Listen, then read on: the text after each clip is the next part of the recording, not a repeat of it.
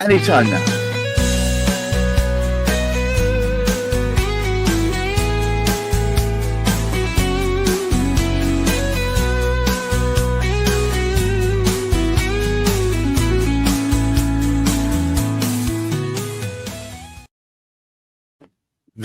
Bienvenue. Welcome once again to another live stream. This is Property Matters, where we talk about all things that relate to property and mostly kind of stir up interest in what's really going on right now, and perhaps even to take advantage of extra knowledge that hopefully our experts can lay at your door. Today's topic is called Sustainable for Who? And of course, to start us off would be Hamish. It always worries me that when we hear of manufacture of any items that are allegedly eco-friendly, very little is said about the cost of actually putting such things together, either in terms of whether it's actually environmentally friendly, putting it together, or whether in fact the cost justifies exactly what we are doing. And building of houses is no exception. We still need to pile in, like we here in Bicester, they are developing with several eco-friendly sort of areas, which has so far cost quite significant amounts of money. I mean, I think one of the best ones was it because of it's meant to be eco-friendly, they needed to necessitate pedestrians and cyclists travelling from the outskirts of Bicester into the centre, which meant the complete rebuilding of a roundabout into a square about and traffic lights which are consuming energy all the time, and there's never any pedestrians or cyclists there, or there won't be for another 3 or 4 years. Yet we put the cost to that, but there's also everything that comes in which adds to the cost. And now what we've got is a complete sort of build up. Standards are meant to be improving, and even when we actually speak about energy performance of properties improving, how can we balance out the gain? Sometimes there's very little gain for what we're actually trying to do to it. But the overall thing to me is what it's actually going to do. What is it going to do to add to the cost of properties, which themselves are vastly sort of out of reach of an awful lot of people, and certainly those first-time buyers that we want to get onto the rungs. As we well know, the flats are going out of favour because of the complications there, so housing becomes much more important. And with this particular type of housing as well, it seems one of the worst, and Zara, if she were here, would tell us about this, the builders, people responsible for construction, they're retaining much more of the property, so they are restricting certain areas, which increases the management fees of such properties as well, because all of the roads are not maintained by the local authority, so the management can actually charge more for it. So there's a heck of a lot being whopped into putting these eco-friendly properties together. Wendy, it seems to me that sustainability is on everyone's wish list. Is it actually worth doing? Of course it's worth doing, and part of the reason because it will reduce the ongoing running costs of a home. So one of the things that I'm always advising first-time buyers to do is not just look at the price that they're paying for a property and assume that that is it. There's all the ongoing running costs as well, and the more energy efficient a home is, in theory, the more or the cheaper your electricity bills, your heating costs, etc., should be too. It seems like there's a lot of effort put into this, but as Hamish said, sometimes you spend a lot of effort up front, which in fact consumes all that energy and reduces the sustainability of something before you get to being able to announce how wonderfully sustainable it is. Yeah, one of the things that I find really bonkers is that there's this expectation to knock down old homes to rebuild them. Now, granted, I know that old homes obviously haven't got the energy efficiencies that you would find in new homes, But, talk about sustainability. There's already the expended CO2 for building that home that's already been spent. So knocking it down and building something new is just going to cause more CO2 expended in the environment. So Right. I don't really feel that knocking down something old and building something new is definitely the best approach. If it's possible, actually looking at retrospective upgrades to a home, which hopefully a first-time buyer can do over time, rather than have to pay for the cost of everything, all bells and whistles up front, and focus on trying to improve the energy efficiency of the property. And that can be anything from improving the reducing the amount of heat that gets leaked out of a home in winter, but also it could be changing your usage, maybe even getting grants, changing your water heating system to something that's energy efficient.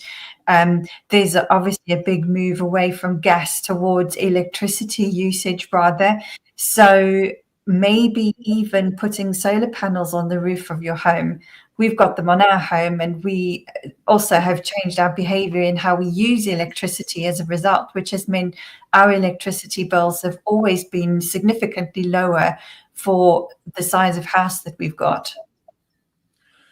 Hamish, it's sustainability is going to be an issue on everyone's agenda for years to come, is it not?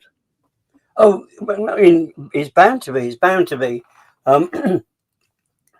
What does actually sort of happen, which is one of those challenges in life. Oxfordshire, for whatever reason, I guess because employment's sort of fairly high in these particular regions, is deemed to be a particularly useful area for development. So unlike, as Wendy's just sort of speaking about, instead of actually working on older homes, which there aren't enough of in any event, there's many of the developments are actually they're in green fields. In fact, we just sort of heard of another one. Mind you, that one they're deciding it's going to be some kind of pleasure park or whatever. It's currently a pig farm, which is going to become a sort of pleasure park and bring all the additional traffic in and sort of what have you. So we take that out of the equation. That's a little bit of a misnomer. But what they're actually trying to do at the same time is build on what is currently just an agricultural field at the moment, full of grass. And of course, the cost of transferring that over, the total cost of CO2 and everything to actually get that into the houses, the number of houses it's actually going to be with all the materials, because all the materials need to be extracted, concrete needs to be extracted. All of this needs to actually sort of happen. However, as Wendy sort of intimated, if you can actually sort of work out, so you can get solar panels on the roof, you can get the sort of heat pumps, as opposed to the kind of sort of heating, because it's incredibly how inexpensive it is to run a sort of heat pump, and how much more efficient it is when you look from an environmental perspective. The big challenge is getting there. And of course, we're at a time at the moment where finances are stretched right the way around. So the cost of putting these together, and therefore the cost of the housing to actually sort of achieve that, is going to make it very, very difficult for developers to actually be able to sell these at a fair price for anybody other than those that have the money to. Oxford is expensive anyway, so it's just going to be more expensive. But I mean, that is the big challenge, to actually build newer houses that don't exist already. If you like, rather than actually sort of improving some of the older houses, it is going to be quite a significant cost in several different directions, and it's all up front. That's a sad thing to me. Wendy, in a world where it is becoming harder and harder for a first-time buyer to actually get on the property ladder, isn't this adding yet more hurdles to that cause? Is it had? I guess in some respects, but then they also have the benefits of it in other respects. So yes, it might be a slightly higher upfront cost to buy a property that's got a better EPC rating than to buy something with a very low EPC rating. But they'll already in from the outset be benefiting from better energy efficiency. So their energy consumption should be far lower than it would be if they bought something with a low EPC rating. I just wanted to go back on and highlight something that Hamish was saying regarding heat pumps. So in the property that I live in, it was built in 1965. So they put in it was a gas central heating system that was put in. And the people who owned the house before us, they ended up putting in cavity wall insulation, which was put in really well. And also the solar panels that are on the roof of the house. But what we've done is we've actually changed from the gas central heating. We don't use that anymore because we have also installed a heat pump in the house. And so because we run the heat pump during the day in winter to warm the house up whilst the electricity is being generated, it means that at nighttime our house is nice and cozy. And because of the cavity wall insulation, very little of it leaches out. So it's still a very comfortable temperature by the next morning. And our energy bills, our gas probably has gone down. Well, it's now virtually nothing. The only thing we use gas for is for cooking. And we're already looking to see about replacing our gas cooker with an induction hob instead. So this is something that's really dear to my heart because through accident, it wasn't even intentional that we were looking to buy a house that specifically had solar panels on the roof, but we really embraced it, and it really has made such a significant difference in our annual energy costs. So we try and use as much energy as we can during the day whilst it's generating electricity. And I think our energy bills are significantly lower than comparative properties around our area as a result. Is this something that all new homeowners should be looking at? Should they stipulate that they need the property to be sustainable, if not with solar panels already in place? There's already built into our building regulations, there's already a minimum element of energy efficiency that's required. And to be honest, most new homes being built these days actually exceed an EPC of a C rating. What brings the average down, because the industry, well, the nationwide average of an EPC rating is actually a D, which isn't that great if you think about it, but that's skewed because of how poorly insulated and how inefficient older homes are. So this is certainly an area where we could improve an awful lot just by improving retrospectively a lot of the old buildings. But the problem with that is it comes at a cost. So, for example, trying to change the heating system from what might have already been put in, if it's a really old home, that gas central heating system might already have been put in retrospectively, which means you've got external pipes being traced around on all the walls in the house. So I really think that heat pumps is a great answer because they heat up on a room by room basis rather than heat up the whole home. So that's already a benefit, I think. So you don't end up wasting heating in homes that are underutilized. And I think one of the other things that I have also noticed over the years is, yes, when new technology comes in, it's usually really expensive. But if you even look at the cost of solar panels, for example, they've come down significantly in cost over the years to the point where you'd think at some stage the cost of, say, solar panels on the roof, which are actually integrated into the roof tiles, might even be as cheap as bog standard roof tiles one day. It does bear thinking about. I've actually was speaking to someone only recently because I've just although I have solar panels, they didn't have any batteries. I'm now having batteries installed, and because of the arbitrage that can happen during the night, where where it automatically buys electricity at one rate and then sells back. That's the classic bit. The cost of my electricity from the grid will come to almost zero. Did you know it's almost illegal to disengage from the grid? You can't completely disengage. Really? That's interesting. You have to apply to them for permission to not be on the grid. It's a bizarre setup. That is really bizarre. I mean, there's talk even that what's going to happen in the future is vehicles are going to be seen as mobile batteries, which you can plug your house into and then run your house energy off your car battery, for example. But I'm not quite sure whether the technology is there yet. But certainly homes, I think, you know, I grew up in South Africa, and one of the things that's been, decades long feature of South Africa is what they call load shedding, because the demand at certain times for usage of electricity far exceeds what they can generate at the time. So quite often over the years, they've ended up having spells of load shedding, which is basically they shut certain areas down from being able to use electricity so that they can, it basically then means that the demand is equal to how much they can generate.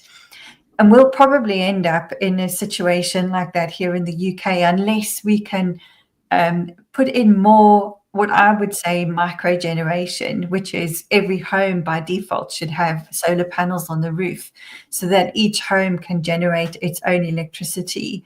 And then that can be moved around, as I said, through vehicles. You generate the electricity during the day, hopefully have a battery where you can capture that electricity and then feed it into your vehicle at nighttime. The battery then powers your home and also powers your vehicle. And then if you need to top up the battery at home, you've got the battery in your vehicle, which can then top that up. I think it's really incredible what we could hopefully expect to see in the future. I think the biggest issue has been energy density, batteries, but that's all changing, I believe. Hamish, would you take us home, please? Well, the thing is, on balance, what we are looking at, and this is really what we're aiming, if you like, what we were considering. Of course, there's a discussion and make people aware. And Wendy and I think we were speaking a couple of weeks ago now about the hidden costs of moving into a property and what you need to take into consideration.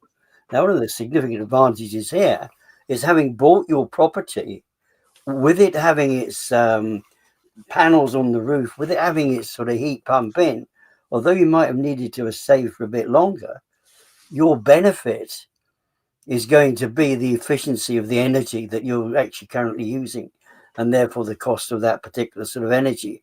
So it is that matter can neither be created nor destroyed, nor did it seem can sort of somehow or other the environment is, to a certain extent, we're going to pay in one way, but we're going to gain it sort of back in the other. All right. The most important thing, of course, is to contribute to, I mean, whether it be climate change, we want to consider it or not, it doesn't really matter whether we call it climate change. We want to create as little damage to the environment as we possibly can. And it's finding those efficiencies in the way forward with our builds that we're actually doing this. It's just finding those finely tuned things. And as we speak about the way you can actually sort of use a heat pump and the way we can actually sort of see cutting the cost. So temporarily, and I think we're trying to actually put a time limit on it. It can actually be a challenge. I think making that demand and sort of saying very, very short term, actually, 2029 is very, very short time to say any new build has to have solar panels on the roof. It's about time that maybe warehouses, they had the same thing, it's same imposition on them, because we've got masses of acres. We've got thousands of acres, probably millions of acres all over the country on top of warehouses, which are just sort of sat there getting wet. but we could actually use those for converting energy as well. So I think it's a positive. We're going forward. We've got some great ideas, and sustainability is sort of something absolutely vital. So we're going forward with cheerful steps. However, we do need to balance it out and think it's going to cost temporarily. However, there's a benefit here.